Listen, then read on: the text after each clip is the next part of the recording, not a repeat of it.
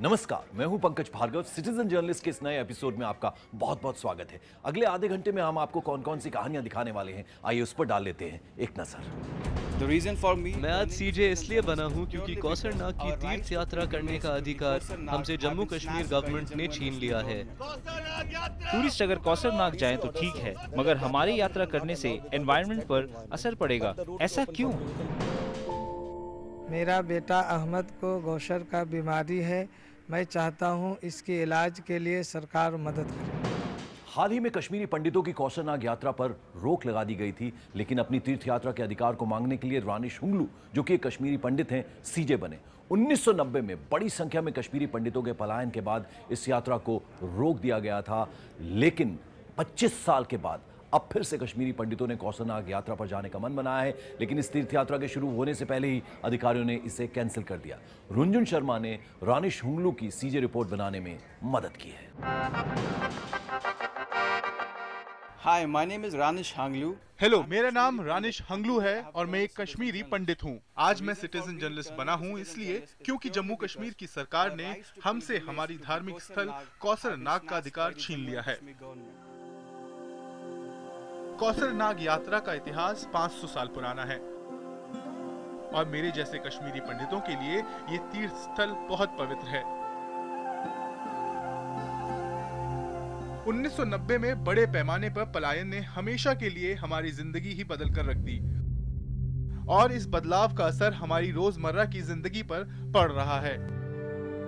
कौसर नाग यात्रा पर रोक लग गई और 1990 से हम लोग अपनी पवित्र तीर्थ स्थल पर नहीं जा पाए हैं।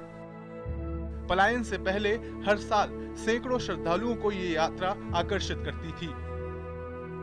Now, after 25 years, अब 25 साल बाद कुछ 40-50 पंडितों ने इस यात्रा को फिर से शुरू करने का फैसला किया है, क्योंकि उन्होंने सोचा कि अब वातावरण और राजनीतिक माहौल दोबारा अनुकूल हो गया है। कौसर नाग जाने के लिए दो रास्ते हैं, एक शोपियान कुलगाम की तरफ से जो ज्यादा आसान है और इसे पवित्र भी माना जाता है, और दूसरा जाता है रियसी की तरफ से जो कि जम्मू में है। हमने शोपियान रास्ते से जाने का निर्णय लिया। जब तक हमें पता चला स्थिति उतनी अनुकूल नहीं थी जितनी हमने सोची थी, और तभी हम में से 15 लोगों ने यात्रा शुरू कर दी थी श्रीनगर से काकरन मंदिर तक। जुलाई की शुरुआत में कुलगाम जिले के डिप्टी कमिश्नर ने 40 पंडितों को यात्रा पर जाने की इजाजत दी, लेकिन 30 जुलाई के बाद यह आदेश फिर से बदल गया। He actually called up the people. उन्होंने कुछ लोगों को कॉल किया और जाने की अनुमति रद्द कर दी। That the permission has been cancelled. Administration has already issued orders 1 month earlier. Administration ने 1 महीने पहले ऑर्डर दिया था और अब कैंसिल कर दिया। And suddenly they have withdrawn it. Kashmir के अलगाववादी गुटों ने सोचा कि इस यात्रा की वजह से कश्मीर पर भारी असर पड़ सकता है और उन्होंने जम्मू कश्मीर की सरकार से इस यात्रा को खत्म करने के लिए भी बोला। The separatists citing the environmental. आज की तारीख में झीलें जैसे डल, वुलर, अचार और नगीन सख्त संकट में हैं, लेकिन उसके बारे में कोई बात नहीं करता। राज्य सरकार भी इन अलगाववादियों के दबाव के आगे झुक गई। अलगाववादी पर्यावरण कर्मियों का हवाला देते हैं, इस मामले को मजाक बना रहे हैं। The DC order says that the yatra will be not allowed because tourist अगर कौसर नाग जाएं तो ठीक है, मगर हमारी यात्रा करने से एनवायरनमेंट पर असर पड़ेगा। ऐसा क्यों? How do you allow tourists to go up there? They are very adamant to stop it, to not allow Kashmiri Pandit to come to that place. प्रशासन कश्मीरी पंडितों को वहां नहीं जाने दे रहा है, जबकि प्रदूषण जम्मू वाले रास्ते में है, ना कि श्रीनगर वाले रास्ते में। On this way, it is already there, but they are stopping it. I strongly protest it. हमने विरोध प्रदर्शन करने का फैसला किया है। दिल्ली, जम्मू और शहर के दूसरे हिस्सों में प्रदर्शन किया। This creates suspicion among the minds of Kashmiri Pandits. They say हमें लग रहा है कि ये गोपनीय तरीका है अलगाववादियों का, जिससे कि वो कश्मीरी हिंदुओं को वापस आने से रोक सकें, ताकि वो घाटी में पुनर्वास नहीं कर सकें। the Kashmir Valley. हमारा पहला कदम था कश्मीर की घाटियों में पुनर्वास करना, लेकिन हमारी आशाएं अब खत्म होती जा रही हैं। Stay in. राज्य सरकार द्वारा लिए गए इस कदम ने मेरी उम्मीदों को तोड़ दिया है। Through this show, इस शो के द्वारा सभी कश्मीरी पंडितों के समुदाय की तरफ से और तीर्थ यात्रियों की तरफ से मैं राज्य सरकार को अनुरोध करना चाहूंगा कि वो इस मामले की तरफ और ध्यान दें और इस सुरक्षित तीर्थ यात्रा के लिए आवश्यक कदम उठाएं और जम्मू कश्मीर के अल्पसंख्यक पंडितों के हितों की रक्षा करें। I am Ranesh Hanglu for Citizen Journalist Show, CNN IBN। अपनी 6 साल की बेटी टियाना को इंसाफ दिलाने की कोशिश की नेविल धाबर ने। उनकी बेटी को मुंबई के एक मॉल में सिर्फ इसलिए घुसने नहीं दिया गया क्योंकि उसे एल्बिनिज्म की बीमारी थी। नेविल धाबर ने इस भेदभाव को दूर करने के लिए सोशल मीडिया का सहारा भी लिया। आइए देखते हैं मिहिर त्रिवेदी के द्वारा फाइल की गई ये CJ report. Hi, I am Neville Dhabar. मैं नेविल धाबर हूँ और आज मैं सिटीजन जर्नलिस्ट की टीम की मदद ले रहा हूँ जिससे लोगों में जागरूकता फैला सकूं कि कैसे स्पेशल बच्चों में भेदभाव किया जा रहा है।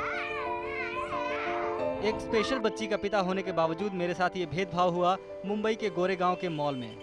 मैं अपनी 6 साल की बेटी के साथ मुंबई के एक मॉल में गया था ताकि मेरी बेटी कुछ देर वहाँ पर और बच्चों की तरह खेल सके, लेकिन ऐसा नहीं हुआ।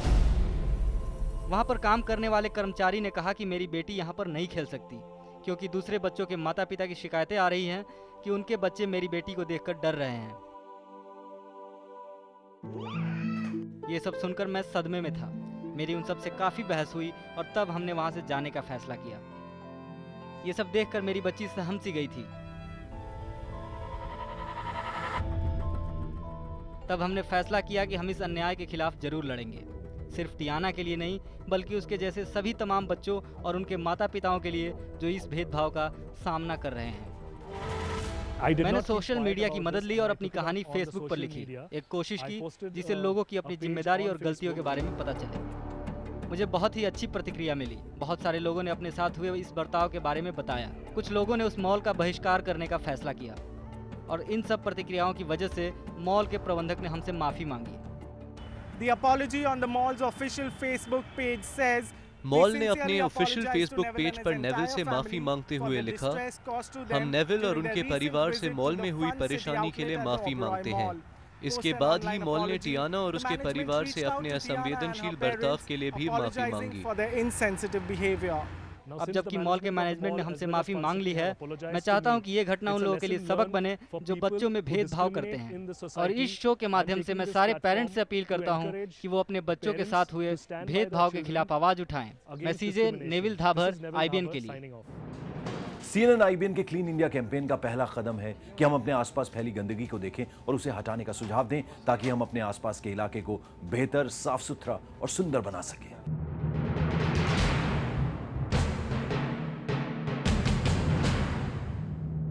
IBN की क्लीन इंडिया अभियान की तरफ हम आपके सुझाव और मदद का स्वागत करते हैं। आपके इलाके में ऐसी जगह जो सबसे अलग है, ऐसी जगह जिसे थोड़ी सी मेहनत और अनुशासन से अच्छा बनाया जा सकता है। सीजे शैलेश ने चेन्नई से तस्वीरें भेजी हैं अपने इलाके के खाली प्लॉट की, जो अब तेजी से कचरा डंपिंग साइट बनता जा रहा है। कई बार अधिकारियों से शिकायत करने के बावजूद अभी तक कोई भी कार्यवाही नहीं हुई है। सीजे संदीप ने ये तस्वीरें हमें भेजी है नागपुर से जयप्रकाश इलाके की, जहां पर कचरा डंप होता है। कचरा सड़ने और जमने की वजह से यहाँ के लोग अब बीमार होने लगे हैं। सड़क पर फैले हुए कचरे की ये तस्वीरें हमें गुमनाम सीजे ने राष्ट्रीय राजधानी दिल्ली से भेजी है। पानीपत से सीजे करण ने हमें ये तस्वीरें भेजी हैं, जो अब एक आम दृश्य हो गया है इस शहर का। ये तस्वीरें मड़गांव गोवा से सीजे फैक्स ने हमें भेजी है। कचरे के डिब्बों की कमी होने की वजह से इस शहर का ये आम दृश्य है। चेन्नई से सीजे मोहनदास ने कचरा और सीवरेज की ये तस्वीरें हमें भेजी है, जिसकी वजह से कोवम नदी प्रदूषित हो रही है। इस देश के हर नुक्कड़ और कोने में गंदगी फैली है। क्लीन इंडिया अभियान सिर्फ CNN IBN पर। साल 2004 में कुंभकोणम के एक प्राइवेट स्कूल में लगी आग में 94 बच्चों की जान चली गई, जबकि 18 बच्चे घायल हुए। 10 साल पहले हुए इस हादसे में अपनी बहन सुष्मिता को खो चुकी मधुमिता सीजे बनी है। उनकी इस रिपोर्ट को फाइल करने में मदद की एना एजैक ने।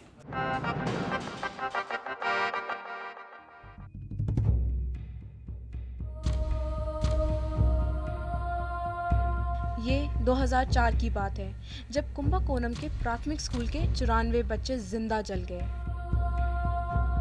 ये सब हुआ स्कूल की रसोई में आग लगने की वजह से। मैं मधुमिता हूँ। मैंने अपनी 8 साल की बहन सुष्मिता को कुंभकोणम के स्कूल में आग लगने की वजह से खो दिया। मुझे अभी भी याद है जब मैं इस बिल्डिंग में से बच कर निकली थी, लेकिन मेरी बहन खो गई। उस दिन से हमारी जिंदगी पहले जैसी नहीं रही। हमें 10 साल लग गए न्याय मांगते हुए, लेकिन अभी तक हमें कुछ हासिल नहीं हुआ। अभी तक हमारा केस बंद नहीं हुआ है। एक कोर्ट से दूसरे कोर्ट हमारा केस भेजा जा रहा है। न्याय मिलने में हमें बहुत समय लग गया।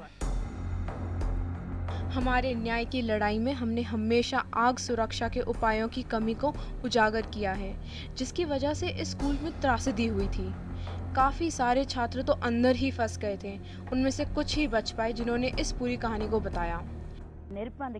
आग चारों तरफ फैल चुकी थी और हमारे पास बाहर निकलने का कोई रास्ता नहीं था। वहाँ 3 स्कूल के लिए सिर्फ एक ही रास्ता था अंदर जाने के लिए, और वहाँ टॉयलेट, लाइट, पानी और हवा की भी कमी थी। हमारे स्कूल में कोई उपकरण भी नहीं था आग से बचने के लिए, जैसे फायर एक्सटिंग्विशर या रेत की बाल्टी या पानी की बाल्टी। सीढ़ियाँ इतनी तंग थी कि 3 लोग एक साथ उस पर चल नहीं सकते थे। हमें आग से बचने के उपायों के बारे में कोई ज्ञान नहीं था, जिसकी वजह से छात्रों को पता ही नहीं था कि उस समय क्या किया जाए। इस हादसे से दूसरे स्कूलों और छात्रों को भी सबक लेना चाहिए। ये बहुत ज़रूरी है क्योंकि काफ़ी सारे छात्र जो आग लगने के समय पर बाहर आ गए थे, दोबारा अंदर चले गए अपने बस्ते और पानी की बोतल लेने। 10 people have been convicted. Finally, after 10 years, the court has ruled in our favor and held 10 people guilty. But our fight doesn't end here. 10 साल के लंबे इंतजार के बाद निचली कोर्ट ने 10 लोगों को दोषी ठहराया और 11 लोगों को बरी कर दिया, जिसमें 3 टीचर हैं, 2 IEO और 2 DEO हैं। हम चाहते हैं कि इन लोगों को भी कड़ी से कड़ी सजा मिले। तो अब हम सुप्रीम कोर्ट में अपील करेंगे और अंत तक अपने न्याय के लिए लड़ेंगे। सिटीजन जर्नलिस्ट में अभी वक्त है एक छोटे से ब्रेक का। ब्रेक के बाद आर्यन और मोनिका कैंपेन की सफलता के बाद अब कोशिश है 7 साल के अहमद की मदद करने की। What do you have to say to the people who supported you? My family is obliged to CNN-IVN. Thank you, CNN-IVN, Change.org for your help. I'm excited. I'm speechless right now. I don't know how to react, and I would like to thank CNN for doing this for me. Ahmad मेरा आखिरी सहारा है। मैं इसको खोना नहीं चाहता। सरकार से आग्रह है, इसके इलाज के लिए जल्द से जल्द पैसे दें।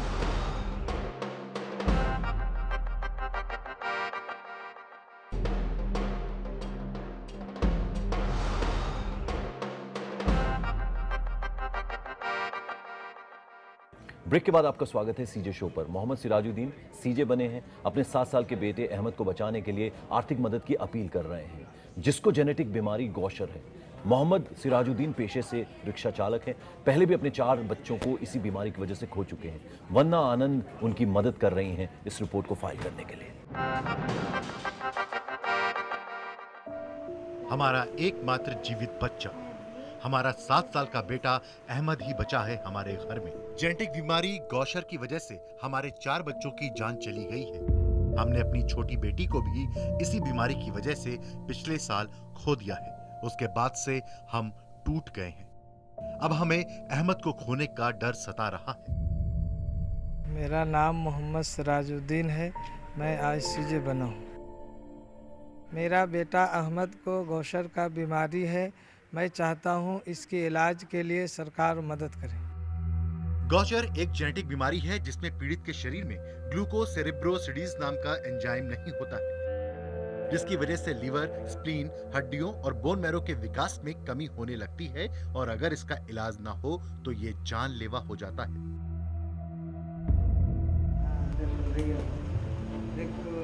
हम लोग खुश थे क्योंकि शुरुआत में अहमद को ऐसी कोई बीमारी नहीं हुई थी। 1 साल की उम्र में अहमद में इस बीमारी के लक्षण दिखने लगे। उसे तेज बुखार होने लगे, पेट फूलने लगा और उसके दूसरे भाई बहनों की तरह ही उसका वजन भी कम होने लगा। साल 2012 में हम अहमद को लेकर एम्स आए, जहां एंजाइम रिप्लेसमेंट थेरेपी की जरूरत थी। यही गौशर का एकमात्र इलाज है, लेकिन इस बीमारी का इलाज मेरी क्षमता से बाहर था। मैं रिक्शा चलाता हूं और 5 लाख रुपए का इंतजाम करना वो भी हर महीने संभव नहीं है। मई 2013 मैंने प्रधानमंत्री के पास लेटर लिखा और AK वालिया जी के पास लिखे कि मेरा बेटा के इलाज के लिए मदद की जाए। मेरी कोशिशों का फायदा हुआ और दिल्ली सरकार ने 4,80,000 रुपए की मदद की, जिससे सितंबर 2013 में अहमद की पहली एंजाइम रिप्लेसमेंट थेरेपी हो पाई। सितंबर 2013 में इसी पैसे से एम्स में मेरा बेटा का इलाज मुफ्त में किया गया। जिंदा रहने के लिए अहमद को पूरी जिंदगी इस इलाज की जरूरत है, लेकिन सरकार से ऐसी कोई मदद नहीं मिली। इलाज रुक जाने के बाद अहमद का हालत दिन बर दिन बिगड़ते जा रही थी और बुखार तेज से आता था और उसकी हाथ पैर पूरी शरीर में सूजन हो गया था। उसके बाद उसकी नाक से ब्लड भी आने लगा। इस दौरान अहमद के मामले पर दिल्ली हाई कोर्ट में सुनवाई चल रही थी। इसी बीच मेदांता मेडिसिटी और दिल्ली हाई कोर्ट के वकीलों से मुझे पैसों की कुछ मदद मिली, लेकिन पैसों की कमी की वजह से नियमित इलाज नहीं हो पा रहा। इस साल अप्रैल के महीने में हाई कोर्ट ने आदेश दिया कि राज्य सरकार को अपने संवैधानिक दायित्व का निर्वहन करते हुए अहमद को मुफ्त चिकित्सा उपलब्ध करानी चाहिए, लेकिन इस आदेश के बाद भी कोई मदद नहीं मिल पाई है। मैं जब भी एम्स से जाता हूँ तो वहाँ के डॉक्टर के ही कहना है कि जब तक इसके पैसे सरकार नहीं देंगे तब तक इलाज नहीं होगा। जब सरकार ने एक बार पैसे से मदद कर दी तो उसको रोकना नहीं चाहिए, या तो वो नीतिगत निर्णय करें कि पैसा नहीं देंगे। जब एक बार पैसे दे दिए तो रोकना नहीं चाहिए। इसी बीमारी में मेरे 4 बच्चे खो चुके, 5वां के इंतजार कर रहे हैं। अब फिर लग रहा है कि वही हालत होने वाला है कि अभी तक सरकार कुछ भी नहीं कर रही। मैं आग्रह करता हूँ, उनसे विनती करता हूँ कि हमारे बच्चे को और इस बीमारी से जितने बच्चे हैं सबके लिए दवा उपलब्ध की जाए। अहमद मेरा आखिरी सहारा है, मैं इसको खोना नहीं चाहता। सरकार से आग्रह है इसके इलाज के लिए जल्द से जल्द पैसे दें। मैं मोहम्मद सिराजुद्दीन CJIBN के लिए।